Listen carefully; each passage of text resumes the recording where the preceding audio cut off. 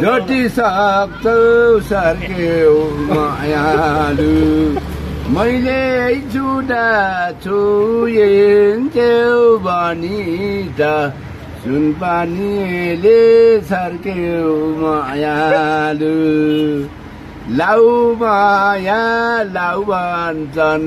लाउ माया लाउ भन्छन् 70 वर्ष पुगे 12 वर्ष केटीले मेरै छेउमा आउ भन्छन् जति सक्छौ सर्क्यौ मायालु जाम्ला सुस्तै सुस्त